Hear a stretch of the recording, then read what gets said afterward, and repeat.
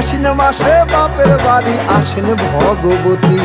আশ্বিন মাসে বাপের বাড়ি আসেন ভগবতী। বলো গৌরী এলো দেখে জালো, গৌরী এলো দেখে জালো, গৌরী এলো দেখে জালো, গৌরী এলো দেখে জালো। ভবের ভবানী আমার ভবন করিল আলো, গৌরী এলো দেখে জালো, গৌরী এলো দেখে জালো।